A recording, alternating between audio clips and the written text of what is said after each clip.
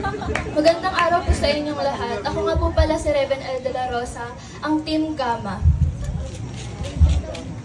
Maaari po ba tayong tumayo at manalangin?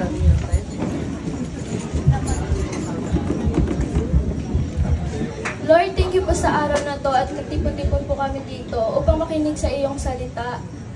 Patuloy mo po kaming gabayan at ang bawat isa rito ay pumasok sa kanilang isipan at i-apply nila ito sa kanilang mga sarili. In Jesus' name, Amen. Ang aking preach tungkol sa Mateo chapter 19 verse 19. Narito ang isang maikling preaching o mensahe base sa Mateo.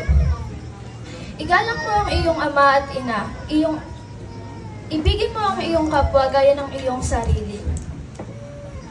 Pamagat na ito, pag-ibig at paggalang, dalawang haligi sa pamumuhay na makadiyos. Sa panahong puno ng ingay, alitan, pagmamalaki at pinapaalala sa ating salita ng Diyos, dalawang simpleng utos, paggalang at pag-ibig. Hindi ito bago, pero sa dami ng problema sa pamilya at lipunan, di lang nakakalimot ang marami na kahalagahan ng dalawang ito. May dalawa tayong punto. Pang-una, igalang mo ang iyong ama at ina. Ang paggalang sa magulang ay hindi nakabase kung sila'y perpekto, ang Diyos ang nag-uutos nito. Kaya't ito ay dapat sundin, hindi lang dahil ito'y utos kundi dahil ito'y may pangako at kakaibat.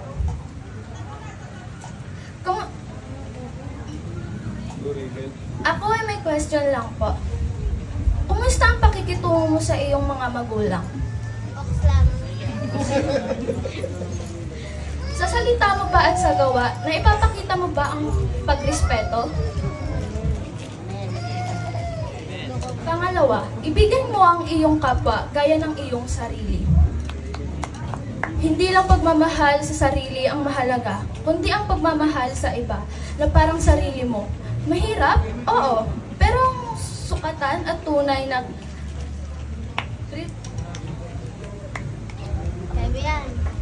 ang tunay na Kristyan ang magmahal kahit hindi madali. Paano mo maipapakita ang pagmamahal sa kapwa?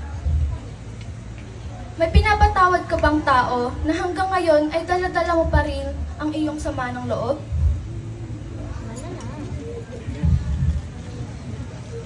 Ang ating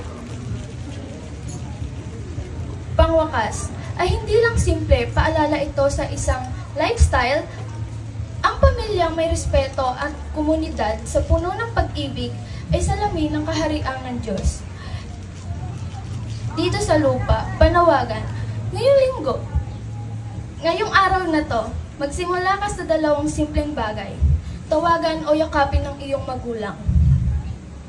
Mahalin mo sila ng higit pa sa iyong sarili. Gumawa ng mabuti sa isang taong hindi mo kadalasang pinapansin. Yan lang po sa araw na to, tayo po ay tumayo at manalangin.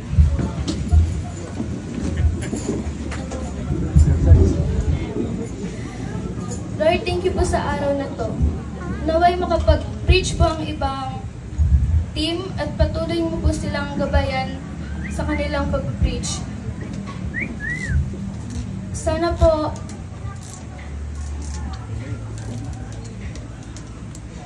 huwag niyo po sila pabayaan sa kanilang pag-preach at naway lahat po sa amin ay magtagumpay. In Jesus' name, Amen. Thank you, Team Gamma, Reven De La Rosa, and now